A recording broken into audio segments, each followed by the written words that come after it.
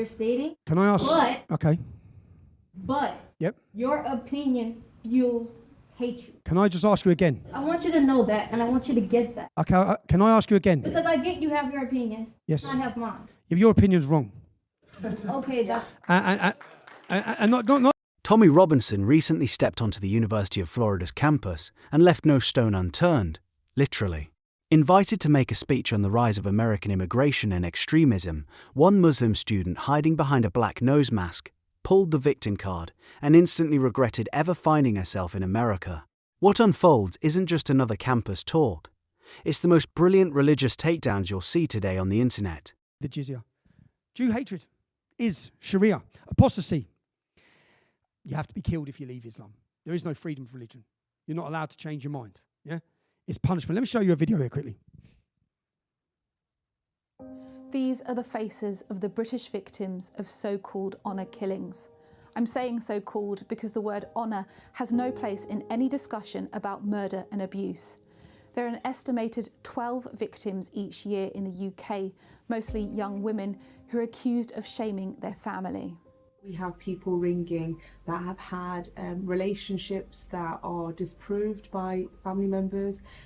We have people who are divorcing and their family won't allow them, or their community won't allow them to divorce. There are around 5,000 each year across the world, largely from South Asia, the Middle East and North Africa. We have victims of forced marriage who are very concerned that they're going to be taken out of the country and forced into marriages. So many honor killings would remain unsolved because the family or community is not going to report it in the first place. There is collusion within that community or that family. They're going to stay quiet about it. Although the crimes committed in the UK are not as high as other countries, there's evidence that it's a bigger problem than we thought. Muhammad said, whoever changes his religion from Islam, put him to death. It's Hotel California. You can check out anytime you want, but you can never leave, yeah? In Afghanistan, Iran, Malaysia, Maldives, Mauritius, Nigeria, Qatar, Saudi Arabia, United Arab Emirates, and Yemen, leaving Islam is punishable by death. It's the same in the UK and other Western nations. Now, those honour killings every year, that installs fear into every other Muslim woman from enjoying themselves, relaxing, or experience freedom. Enslavement is Sharia. From the outset, Robinson laid out a methodical case, weaving doctrine, statistics, and real-world patterns into a portrait of incompatibility. He didn't rely on emotional slogans. Instead, he walked through systemic issues, from family pressures that trap individuals, to street-level enforcement that challenges everyday freedoms, and the long-term fiscal realities facing host nations. The presentation was dense, unflinching, and delivered with the calm of someone who's watched these dynamics play out for decades back home. But something bigger was simmering beneath the surface. Church attacks. Do you know, between 2022 and 2024, there were 9,000 criminal attacks against churches in the UK. Do you know in that same period how many attacks there were against mosques? 2. Do you know the British government gave the Muslim community 60 million to guard their mosques? Do you know how much they give the churches? 5. Churches are burning in every Western nation. It doesn't even make the news. It doesn't even make the news. Now let me have a look at Keir Starmer's tweet here, yeah? Because some builders walked into a mosque in Manchester.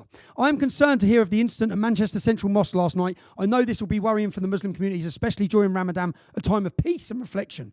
My thanks go to the volunteers and emergency services. We have provided 40 million in funding for additional security at mosques, Muslim schools and community centres, and we will continue to act to ensure. Let's see the next message. So 40 million quick. It wasn't a terrorist attack. It was builders. Police confirm incident not being treated as terror-related. The government, all of them, are pandering to them. Now take a look at this. One part of town, Ramesa and his associates have set up so-called Sharia patrols to go out and discourage behavior that they deem un-Islamic. On this night, they stopped to talk to a couple of non-Muslim men who were in a park drinking beer, which is forbidden under Islam. Remove yourself away from the mosque. Go away from the mosque now. Muslim patrol. Muslim patrol. Don't be allowing her to puke outside the mosque. This is Muslim area. Do you understand? Do you understand what we're saying? It's a Muslim patrol. Muslim patrol, move away from the mosque. I don't care if you're appalled at all. Muslim patrol. It's Great Britain. This we don't care. It's not so Great Britain. Not so Great Britain. Do you understand? It's vigilantes implementing Islam upon your own necks. That's Sharia patrols in central London. So drinking alcohol, what you wear, being visibly gay or Jewish, walking your dog or eating during Ramadan. Sharia is enforced by street-level violent gangs. Throughout the main address, you could sense the tension building. Every example he presented carried an unspoken challenge. How does the other side respond when faced with this evidence? It wasn't about confrontation for its own sake. Tommy was testing whether ideas could hold up under intense scrutiny. Keep watching, because the real test is coming, and it would reveal more than any prepared remarks ever could. The cameras are off. That is a video of an American tourist. I showed you it because he's an American tourist being violently beaten and attacked because he walked through a Muslim ghetto with a beer. Sharia enforcement isn't confined to just Europe. Residents in New York say they're alarmed after seeing Muslim community patrols driving through their neighborhoods in what looked like police squad cars. New Yorkers say they're shocked after seeing Muslim patrol cars roaming their neighborhoods like police squads. These Muslim community patrols just began operating in Brooklyn this year, and according to the Council on American-Islamic Relations, they are the first of their kind in the United States. This is the start, America. The idea is here, the followers are here, and they will implement it. The point I want to make to you is across the UK, you don't need courts dishing out Sharia justice because innocent civilians, women are being raped, men are being beaten for going against the rules of Sharia in Islamic ghettos, just trying to walk home. Now, the economic burden of immigration is a choice. You decide who comes into your country, and America, you decide if they're going to benefit your country. Let me give you some stats for Germany. Germany had 40,000 Japanese migrants. And in a year, in 2023, they had 2 criminal convictions. 2, or maybe 4 criminal convictions. They had 25,000 Algerians, and they had 1,790 convictions for violent offences. Okay? So 1 in every 10,000 it was. 1 in every 10,000 Japanese were involved in a violent offence, and 1 in every 15 from Algeria were involved. Tommy continues building his argument layer by layer, contrasting selective protections and community outcomes across countries. The disparities in crime patterns, welfare dependency and cultural parallel systems painted a consistent picture. These aren't isolated incidents but predictable outcomes of importing a worldview that prioritizes one set of rules over shared civic norms. The audience stayed locked in, the weight of the material settling heavily, and yet, the setup for the pivotal moment keeps growing. The test has been done, America. The test has been done. Europe's been used as a playing ground. You can see there's been a multi-generational burden put on the taxpayer. So Holland have done an investigation to show Muslim immigration into Holland. First generation, burden on the state. Second generation, burden on the state. Third generation, burden on the state. It doesn't change. You've seen the figures in Minnesota. 81% of the Somali community on benefits. Many of them been there 10 years, still don't speak a word of English. So the conclusion. Do you want oppression of women, misogyny, child marriage, sexual slavery, anti-Semitism, religious intolerance, female genital mutilation, honour killings? Do you want that to be your legacy? I want to be very clear.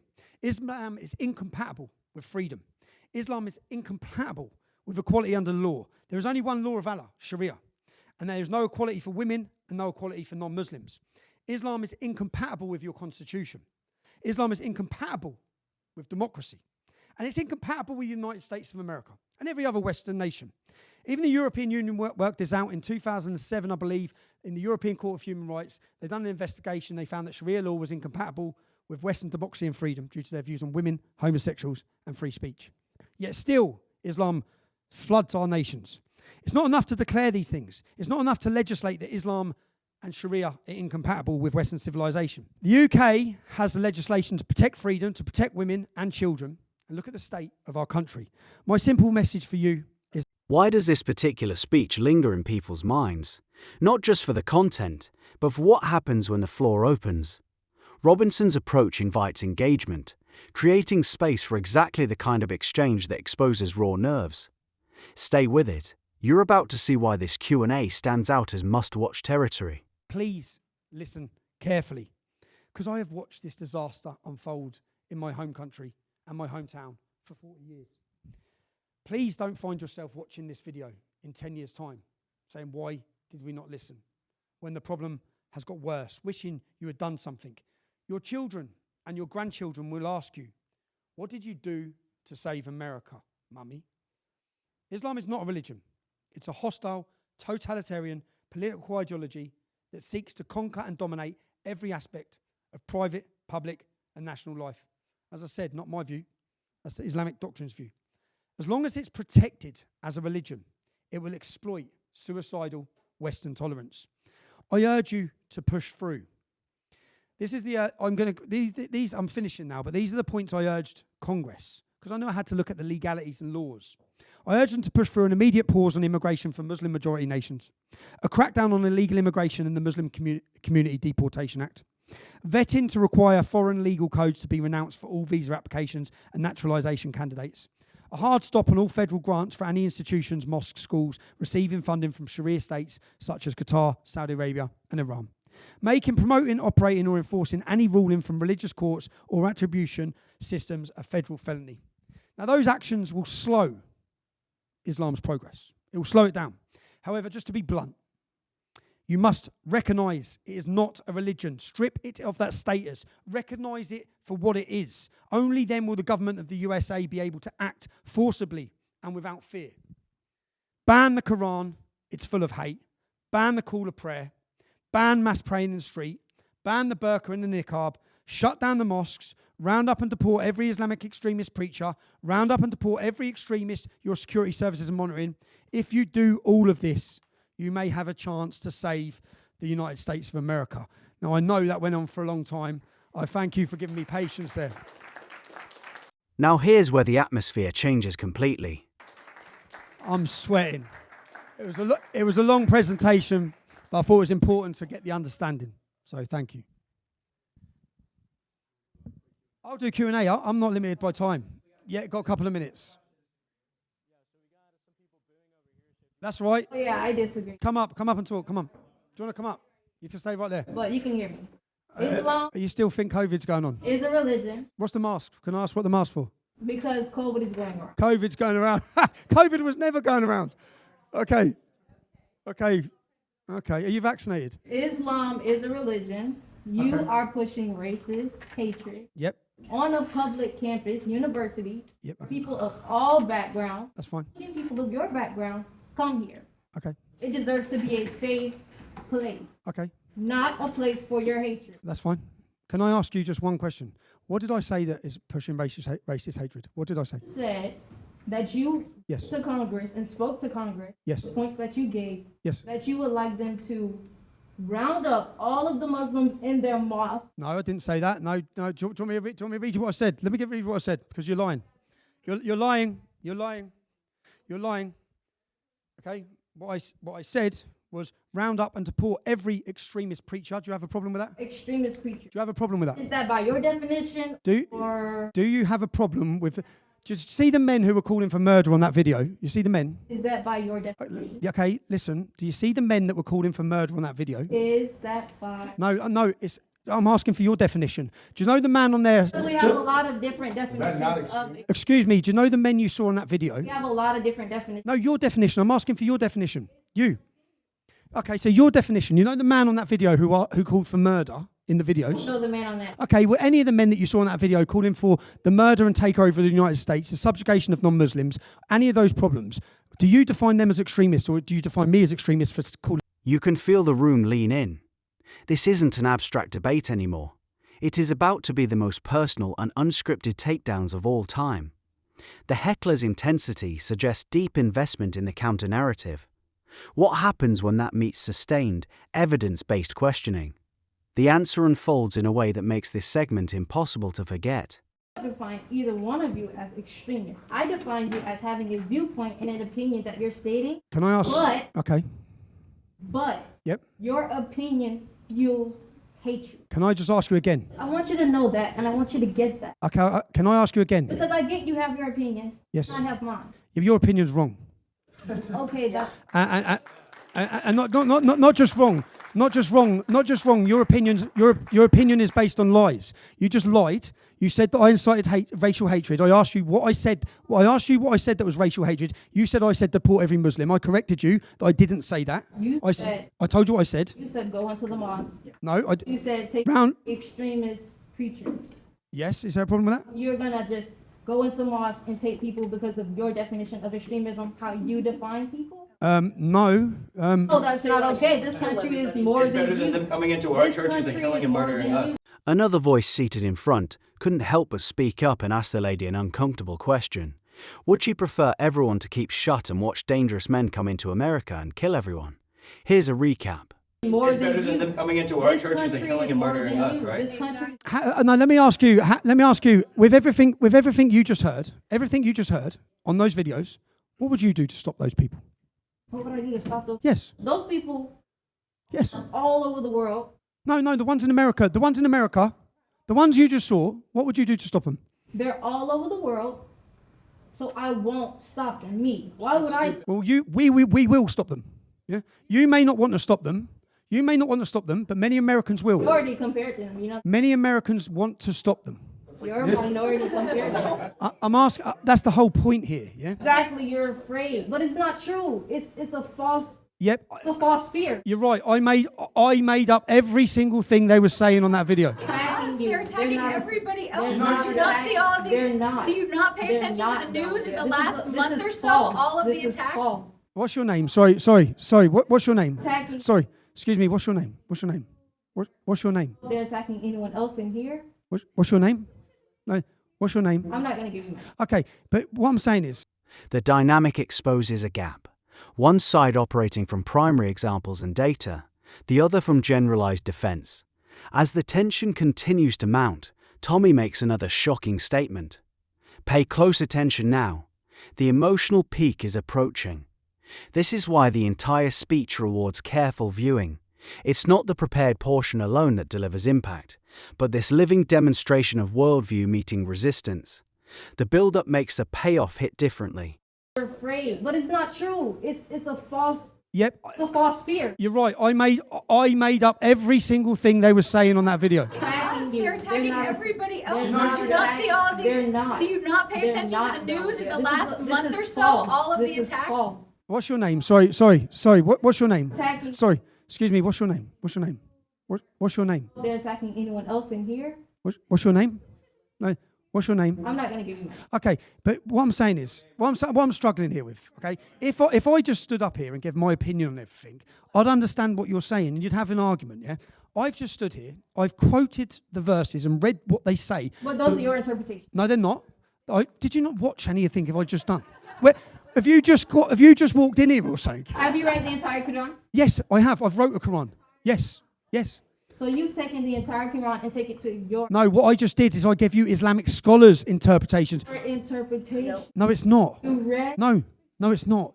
Notice how the heckler's composure began to fracture in that charged back and forth. What started as bold interruptions softened into visible strain. The voice wavered as repeated challenges stripped away easy slogans. It is not dramatic shouting or tears flooding the mic, but a clear unravelling. The kind where ideology confronts its limits in real time, and the human cost shows. Kudos to Tommyrobinson for remaining respectful, even thanking the participant for stepping forward, while the exchange illustrates the very friction points he outlined earlier. It's your interpretation. What's your interpretation? Yeah, what's your interpretation? Have you read the Quran? You haven't, have you? Can I answer? You haven't read the Quran. Can I answer his question? Go on, answer the question. Go on. My interpretation is that it's a religion, just like Christianity. But what do you know about Islam? What do you know? I know that it is a religion. Have you studied Islam? I know that it is a religion. Okay. And you know that how? Have you read the book? Religion because I was taught it's religion, just like I was taught. Oh, you was taught it was a religion. I was taught Christianity. That doesn't mean they're the same. Do you understand the separation of church and state? Christianity or religion? We're wasting too much time on this one. Right. Thank you. Sorry. Thank you for coming. Thank you for coming at least and listening. Thank you for coming. I know you didn't take much in, but thank you for coming. I did come and listen. And asking. No, it's fine. I'm happy to answer questions. But as I said, it was just on false. This single interaction between Tommy Robinson and whoever this Muslim heckler is proves why Robinson's message resonates and why ignoring the patterns he's highlighted carries consequences for open societies. The bigger lesson from the Florida event runs deeper than one exchange. Western nations face a choice between uncomfortable honesty and continued denial. Britain's trajectory, with its documented social strains, enforcement challenges, and demographic pressures, should serve as a warning timeline. Robinson's core contention remains that certain comprehensive systems resist assimilation by design, demanding recognition as political ideologies alongside spiritual ones if societies hope to preserve core freedoms. Anyone else have a question, guys? Girls? Yeah? I'm sweating. Hey. And there is no COVID, right? There's no COVID. I'm more offended by the COVID comments than anything else. Yeah, thank you for coming to speak to us. It was very informative. I guess like what you've demonstrated is that there's like organized diaspora groups across the West who as a minority are outmaneuvering what we know as like a white Christian majority. I guess my question to you is like, in view of all this, what are the historic white Christian majorities to do? Like, should they collectivize? What's the defense? They have to be brave and courageous and just say it as it is and truth to power. Do you know, so I come here and when I went to Congress, I was troubled when I went to Texas and what I started seeing and understanding that I looked at, there's 600 organizations, Islamic organizations working every day in Texas, and they're working for the same end goal. This University of Florida appearance stands as a timely mirror for America. With debates over borders, integration, and national identity intensifying, the speech underscores the value of open platforms where ideas compete directly. Was Tommy's approach too direct or a tad overbearing? Let us know your thoughts in the comments. Smash the subscribe button if you like seeing hecklers humbled this way.